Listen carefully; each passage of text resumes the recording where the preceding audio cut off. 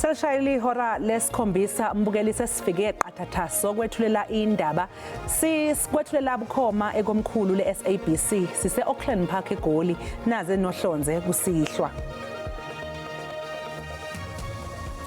Sayiphinde zamkhalela uJulius Mkhwanazi oyiphini lenhloko yamaphoyisa omkhandlu ekuruleni kanye nabanye abane ngecala elihlobene nezinsolo zokubulawa kaEmmanuel Mbhense okuyisigameko esenzeka ngo-2021. There was a line of march, and that line of march was to get General Khumalo and General Masemola in an accused box. Kana kaMadlanga izwe ngezinsolo zokuthi uphenyo olwaliqhutshwa yiIDEC ngaphansi kwesolo beyinhloko yayo Advocate Andrea Johnson lwalihlosa ukuthunaza nokuphazamisa umkhuzo wamaphoyisa kuzwelonke uJenene Fani Masemola. Balula was dishing the money in the clinic. So money has played a role in the ANC. He was dishing money proudly. Yeah. Like openly. Openly, yeah. It wasn't like a secret. Unobhala jikelele we-ANC useyalele abameli bakhe ukuthi basukumele phezulu udaba olubucayi ngegama lakhe oselidalulwe esidlangalaleni uDokotela Nkosazana Dlamini Zuma oveze izinsolo zokuthi umbalula wakhe iphisha aqane zemali ukuze anqobe engqungqutheleni. There will be ethical conduct. We will manage this process also through accountability. Seledluliselwe kwisafa uhlu lwalabo abazongenela isikhundla sokwengamela lenhlangano esingethe ibhola likanobhutshuzwayo kuleli njengoba nje kusondela ukhetho. Ngikubingelele umbukeli ngwamukele indabeni zehora lesikhombisa igama lami nguNoxolo Mamtshali wakwaMwalihla bangane limhlophe qwa. Uza kwethu ositolikela ngolwimi lwempawu uFortune Madlala. Ake sibheke ukuthi sikuphathele ziphi kusihlwa.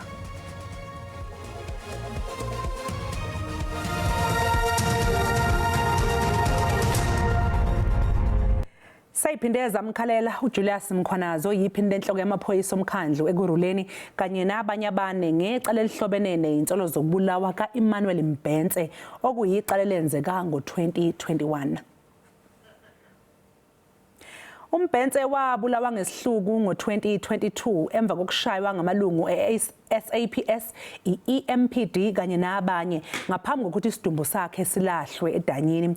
Izinsolo eziphathelene nokubulawa kaMbhense zavela ngesikhathi ufakazi wayefihliwe uWitness D uMarius van der Merwe etshela ikhomishana kaMadlanga ngobufakazi obaxhumanisa izikhulu zezomthetho kanye nalesi sigameko. uVan der Merwe wafakaza ukuthi owayeyinhloko yamaphoyisa omkhandlu ekuruleni osamisiwe emsebenzini uJulius Mkhwanazi wamyalela ukuba alahle isidumbu sikaMbhense.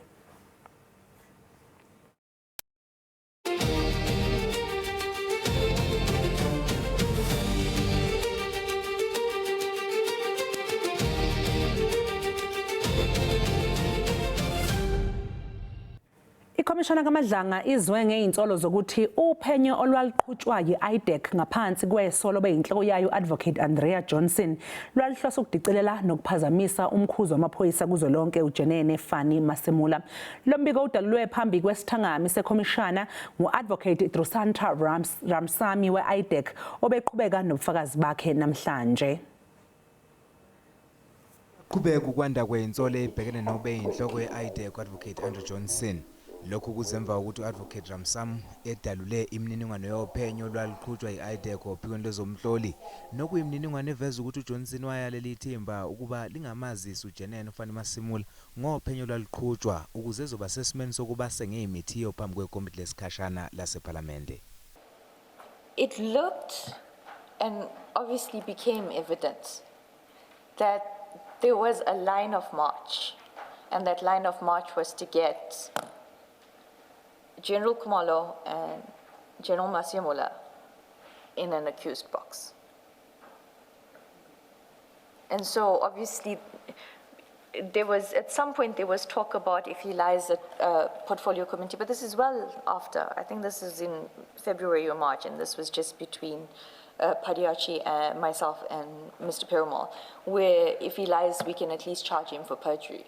Ramsamy uphinde wafakaza mayelana nokuthinteka kaMajor General Firoz Khan.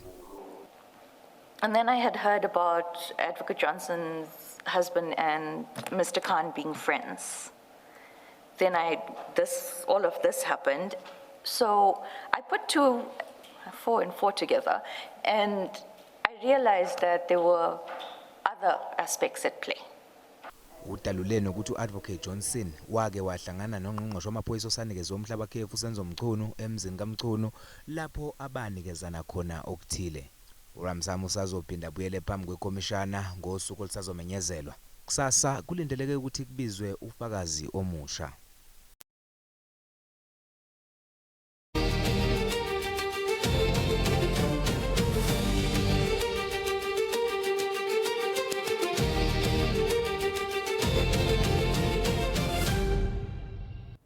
Ikomiti elicubungula ngenqubo yokuchithwa esikhundleni kukaMengameli selitshelwe ukuthi linalo igunya namandla okupheqelela uMengameli ukuthi avele phambi kwalo aphinde ethule nobufakazi. Leli komiti belibamba umhlangano walo wokuyihlela njengoba seliphakamise nesincomo sokuthi uAdvocate Griffiths Madonsela kuzofanele kube uyena ozohola ubufakazi. Le komiti lixhasile igama lika-Advocate Thandazani Madonsela njengozakukhokhela ubungqina. Uxhaswe ngevoti ezilithoba ebethu Advocate Kate of Meyer nobe nevoti ezisixhenxe. Ukuphakanyiswa kwegama likaMadonsela kuxhaswe yi-EFF, MKP, ATM, UAT, ACDP kunye neBosa, kanti ANC, EPA kunye neAljama abakhange bavote. The name that will be recommended as the outcome of the vote will be that of Advocate Madonsela. Like we have said that ours is to recommend the appointing process is done by Parliament. Abacebisi bezomthetho eParliament bathi le komiti kufanele ikwazi ukumnyanzela umongameli njengalo naliphini ingqina azokuphendula phambi kwayo. We are proposing that the president be compelled to testify, not be given a right not to testify. Obviously, this is something the committee must consider and make a decision on as to how it thinks appropriate that an impeachment hearing takes place, whether the president should be given those rights or not. But it's our view, in the framework of our constitution, the president is elected by the National Assembly and he must account to the Assembly. Isiphakamiso sale komiti ngakoza kukhokhela ubungqina siza kuthunyelwa eParliament eze kuthatyathwe isigqibo kamva kwindaba ze-SABC. Ndingumkhokheli bandla ndiseParliament. Jikelele we-ANC uFikile Mbalula uyichithile insolo zokuthi wakhipha imali ukuze athole lesisikhundla kuso kwi-ANC. Estatimendeni uMbalula uyiphikile lezi insolo eyivezwe ilungu lesigungu esiphezulu kwi-ANC uDokotela uNkosazana Dlamini Zuma. Ohlelweni olubizwa nge-Renaissance Podcast, uDlamini Zuma uveze insolo zokuthi ukusetshenziswa kwemali kwabamba elikhulu iqhaza engqungqutheleni yama-55 ye-ANC nokuyinto-ke yaholela ekutheni uMbalula aqokwe njengonobhala jikelele we-ANC. uDlamini Zuma uqhubeke wasola ukuthi kunezikhulu eziphezulu eziyisikhombisa ze-ANC ezathola izikhundla ngemali. Kusenjalo uMbalula uthi-ke useyalele abameli bakhe ukuba banxuse uDlamini Zuma ukuba abacacisele ngazo lezi insolo eyibulala isithunzi sakhe. Balula was dishing the money in the clinic. So money has played a role in the ANC. He was dishing money proudly. Yeah. Like openly. Openly, yeah. It wasn't like a secret. Openly to be elected as the SG. To be elected and for the president to be elected. But the ANC rules are clearly, or are they not? Are they silent about the use of money? As I understand, the use of money is criminal in terms of conferences of the ANC. Money was used. We all know. We all know. We all saw it. At least in 22, we saw it. If you ask anyone who worked at the clinic at the time, they'll tell you. Even the media reported it, so it's not, I'm not revealing a secret. The media reported it at the time. Ungqongqoshe wezobudlelwano namazwe omhlaba uRonald Lamula usebhalele ilungu lesigungu esiphezulu ku-ANC uDokotela uNkosazana Dlamini Zuma incwadi ephendula izinsolo azenze engxoxweni yakamuva. uLamula uchithe inkulumo yenziwe ukaDlamini Zuma ebiyibandakanya uLamula ekuthengweni kwamavoti. Uthi uDlamini Zuma kumele ahoxise lezi zinsolo kungenjalo kuzongenela abameli nezinkantolo ukumfaka enkantolo. Umengameli uCyril Ramaphosa uvumile ukuthi ezinye izingxenye zomthetho wokwabiwa komhlaba ziphambene nomthetho sisekelo.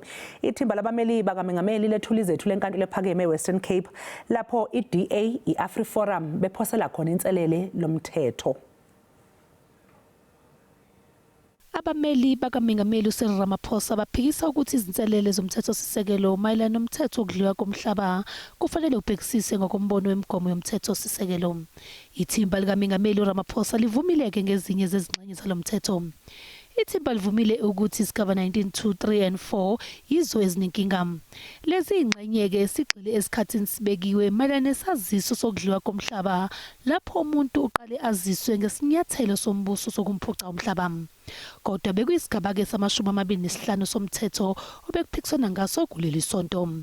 Lokhu-ke kuphathelene nesilinganiso sesixephezelo nalapho kuqala khona inkinga yokunganxeshezelwa. To identify set instances where the provisions of nil compensation may be just and equitable for expropriation in the public interest, to repeal the Expropriation Act of 1975 and to provide for matters connected therewith. So part of the act is to identify instances where it may be just and equitable to offer nil compensation. Likamengameli Ramaphosa licele inkantolo kuba imemezele izingxenye zezigaba eziyinkinga. Lolu daba-ke lizoqhubeka kusasa.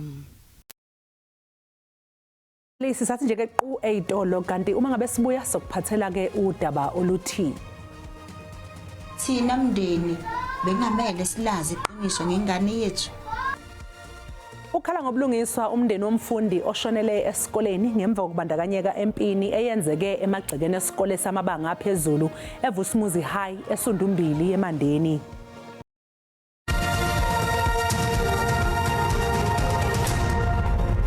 Siphinde sikubingelele sikwamukele mbukele mongabe usanda kungene asikwaziseke ukuthi lezi indaba ziyatholakala ku-YouTube na ku-SABC Plus. Ungena nje kuze uyicinge ngamagama athi SABC izindaba. Ihhovisi lomnyango wezobudlelwane namazwe omhlaba kanye nelikamengameli bazokwethula uhlelo olusha olubukeziwe oluthinta uxhaso olunikwa ababengomengameli phambilini. Lokhu kulandela uhambo likaJacob Zuma obehambele eNdiya nalapho efike wabonana khona nomunye wezelamani zakwaGupta. uZuma usanda kubonakala emkhulekweni nelungu lomndeni wakwaGupta eIndia nokushiya abaningi benembuzo njengoba bakwaGupta befuna eNingizimu Afrika ngezinsolo zenkohlakalo nokugwamandwa kombuso. uLamola uthi uhulumeni uzobukeza inqubomgomo yoxhaso lokuhambela amazwe angaphandle olunikwa ababengomengameli. We submitted the recommendations to Parliament and to the Presidency to consider a new framework for protocol and diplomatic support to former presidents and former deputy presidents during international travel. As part of this framework, the Presidency and DIRCO jointly established a mandatory disclosure mechanism requiring former presidents and deputy presidents seeking protocol and diplomatic support to provide full details of the purpose of travel, programs, activities, sources of funding, principal hosts, key engagements, and the capacity in which they will be traveling. Ngezindaba zokufuduka kwabantu iG20 kanye nokukhethwa kukanobhala jikelele omusha we-United Nations. Welcome the decision of the Executive Council to raise the issue of the exclusion of South Africa from the 2026 G20 that is under the leadership of the United States of America. iNingizimu Afrika iphinde yancoma unobhala jikelele wenhlangano yezizwe Antonio Guterres ngobuholi bakhe ngezikhathi ezinzima nangokuhlonipha umthetho wamazwe ngamazwe. Ukhala ngobulungiswa umndeni womfundi oshonele esikoleni ngemva kokubandakanyeka empini eyenzeke emagcekeni esikole samabanga aphezulu eVusumuzi High eSundumbili eMandeni. Uyahluleka ukwamukela isimo umndeni wakwaZulu lokhu njengoba usemanzini ngemuva kokushona kwendodana yawo Siboniso Landela okuthiwa wahamba esikoleni ngomsombuluko akazange sabuye ekhaya. Ubenza ibanga lesishiyagalombili esikoleni samabanga phezulu kwaVusumuzi kuthiwa ube sengxabanweni eyenzeke phakathi kwamagceke esikolo lapho eshayeke kanzima ekhanda wabe esiyashona. Kungani amaphoyisa engabanga bona sesayidini lomndeni olahlekene amaphoyisa aqhubeka nokuvikela isikole ingobe bebizwe isikole ukuthi azokhava isikole thina mndeni bengamele silazi iqiniso ngengane yethu. Lesi sehlo sishiye othisha abafundi kanye nabazali bekhungathekile. Isigungu sesikolo sithi sizozama ukuhlinzeka ngosizo lokululekwa ngokwengqondo kubafundi abahlukumezekile ngalesigameko. Nobe kusilethe esikoleni namhlanje ukuthi besilinde i-department nama social worker ngoba nje kwasikhuluma nje ama social worker akhona njengamanje ukuze mhlambe ethi ukubona ingane ukuthi izikhanselishwa kanjani ukuze ikwazi ukuba right iphinde iqhubeke nokufunda futhi. Lesigameko siphinde sashiya imibuzo udabeni lwezokuphepha kwabafundi esikoleni. Siyafisa ukusho futhi ukuthi kusiphathe kabi kakhulu lokho kwenzakalile la esikoleni and asikupromote asikugqugquzeli ingakho nje phambilini njengayo i-structureless youth council kanye nezinhlaka zikahulumeni siyasifike eyintweni engaphansi kohlelo la anti-bullying. Amaphoyisa aqinisekisile ukuthi kuboshwa abafundi abane bathweswa necala lokubulala. Umnyango wezemfundo e-Eastern Cape usumemezele uhlelo lokubhalisa online kwebanga lika grade R, grade 1 kanye no grade 8. Lolu hlelo luzosebenza ezifundeni ezine okubalwa kuzo iBuffalo City, iNelson Mandela, iJoe Gqabi kanye neOR Tambo kusukela ngonyaka ozayo. Isebe lezemfundo ephondweni likholelwa ukuba elinyathelo lokusebenzisa ubuxhakaxhaka bale mihla ekufakeni izicelo zokufunda iza kuba lulutho kakhulu kwinkqubo zokufunda. Lithi le nkqubo iza kukhawulelana nomba wokuphuphumala kwabafundi kumagumbi okufundela. Eli sebe limile ngelithi akuzobakho magingxigingxi ngale nkqubo. Ukwenza into yokubana abantwana ba-admithwe zizikolo ngela xesha umthetho uthetha ngawo ukunqanda lento yee-walk-ins ezenzekayo ngoJanuwari okokuqala nokunqanda lento yokubana usoloko waba nengxaki ye-verification yamanani wabantwana ngakumbi kwaba bantwana bakwi-scholar transport bamigratayo umzekelo abaka grade 7 abaka grade 7 ababheka kwa grade 8. Nangona kunjalo umbutho i-Equal Education wona uthi awuxolanga ngendlela elisebe lusingathe ngayo umba wezindlu zangaseso ezingekho semgangathweni. Usengxaki kakhulu umcimbi we-Plain Pit Latrines because asiboni inkqubela phambili kudala sabona ba yingxaki lena but akho maxesha bekiweyo ba ngexesha elithile sobe sisusile i-Plain Pit Latrines. Also ithini i-ideas ezibanazo and also masibona i-time frames abazithini na. Also umcimbi we-online akwazi usebenza kwi-province rural efana ne-Eastern Cape where there's no proper infrastructure. Kusenjalo elisebe lithi liza kudinga isixamali esingaphaya kweebhiliyoni ezintathu zeerandi ukuqinisekisa ukuba ziyapheliswa izizindlu zangaseso ezingekho semgangathweni nezingakhuselekanga. Abongile Yangisi kwiindaba ze-SABC kuGompo City. Mbukeli kanti ke sesingena kwezemidlalo.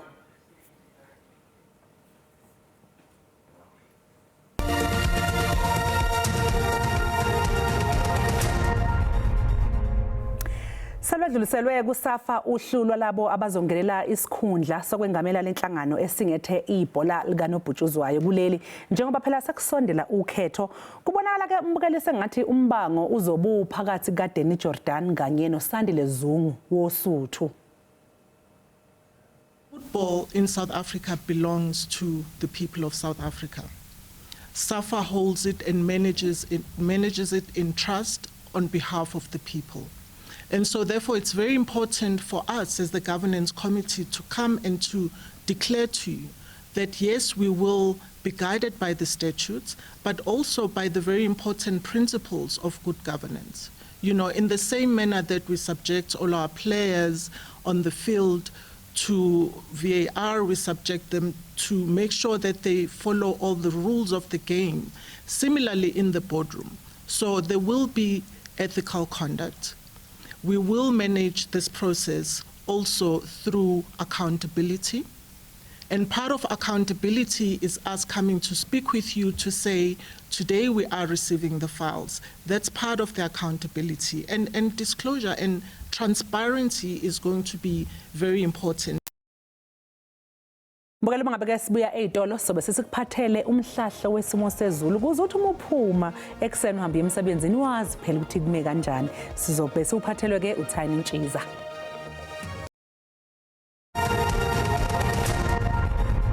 Nginibengele babukile emakhaya ngiphinde nginamukele kwisimo sezulu sanamhlanje kusihlwa ake sibheke simi kanje ngizoqabela nje mbukeli libengileke nje izulu kakhulukazi ngePalmobek sekhona ke nje kwezinye ifundazwe ngibala nje khona ke sifundazweni iGauteng kuye njalo nje sifundazweni kwaZulu Natal ke Palmobek sekhona ke nje eGqeberha thana ukuba nje limboze ngamafu kuye njalo ke nje eKapa lodumo kanti kusasoqaphela nje mbukela khona ke lamathuba emvula amancane ngasho nje ukuthi umkhemezelo athamba nje aqiniseke khona ke nje kwelika Mthaniya kuye njalo nje sifundazweni Eastern Cape kuye njalo ke nje nakhona ke sifundazweni Western Cape sazowalindela ke nje la mathuba emvula amakhulu kanti ke sixwayiso sethu ke sakusihle siphuma khona kwa South African Weather Service simi kanje zoqabela kanje mbukeli khona ke lo amoya kuvunguza ngamandla ungadalona kuba ulwandle lokuphe amagagasi eKapa lodumo kanti ke amazinga ukushisa kusasa ami kanje kakhulukazi ePalmobek sekhona ke nje eGoli eSoweto kanti ongaziyaduma la kubuza ngempela namhlanje ebusuku ukuthi ngubungaki ngawo nje ufona kanti ke kusasa thana ukuthi nje liphole ke nje ngawo 23 kanti eMobek sekhona ke nje ePretoria ngasho nje selifudumele ngawo nje u25 kanti eMosbek sekhona ke nje sifundazweni iLimpopo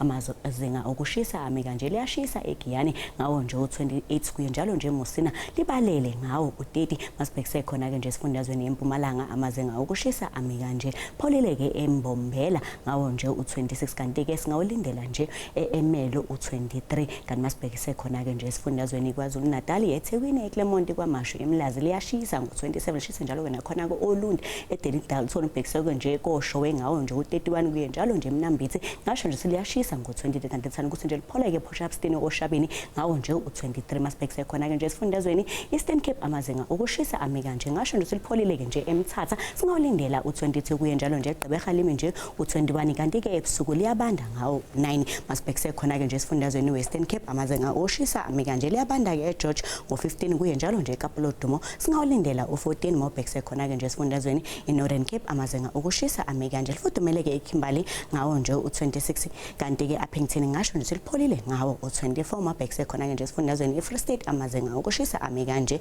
liyabanda ke eBethlehem ngawo nje u21 thana ukuthi nje liphola ke nakhona ke nje eBloemfontein singawulindela u23 Mobek sekhona ke nje esifundazweni eNorthwest amazinga okushisa ami kanje eRustenburg lifudumele ngawo nje u25 kanti lifudumele njalo nakhona ke eMahikeng singawulindela u25 nisibeka lapho ke isimo sezulu sanamhlanje kusihlwa mina ke ngintombi kaMadlamini ulangilihle ngoba libalele ngithi konke kufeziwe.